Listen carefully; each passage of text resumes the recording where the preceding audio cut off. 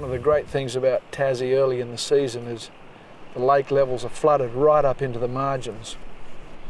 Now Neil, what sort of thing are we looking for in this kind of fishing?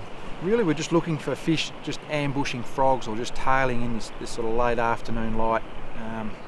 Just a little slip of a tail that cuts through the water, a little buoy, or maybe even the whole back come out of the water. It's not tailing in the traditional sense where you've got a tail waving in the air.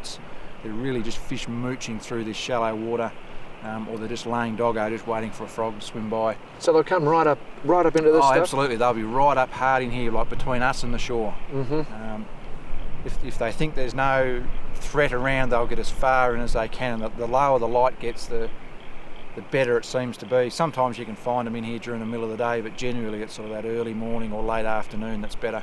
And how do you approach them? How do you get a fly to them? Generally, fairly aggressively. In this sort of condition we've got at the moment, there's quite a thick bed of weed on the bottom. It's about 3 inches deep. So if you lay a trap, which is sort of a traditional way of trying to catch them, the fly can often sink down into the weed and the fish either don't see it, or when you go to give it a pull to make them see it, you just get snagged in the weed and it ends up being a less than adequate presentation.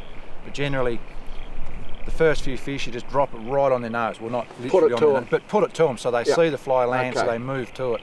And if all 3 fish bolt for the horizon, then you know you've got to change tack. Oh, well done.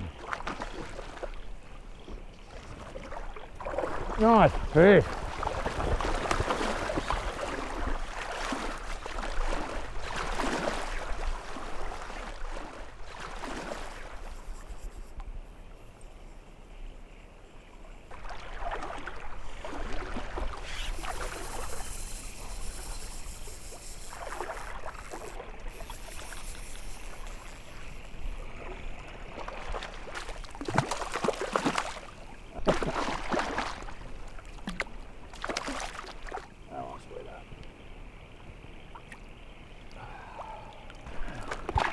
Still on?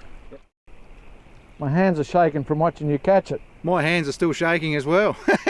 Doesn't sight fishing do that to you? Oh, that is glorious. Gorgeous little fish. Prime Arthur's Lake little brown.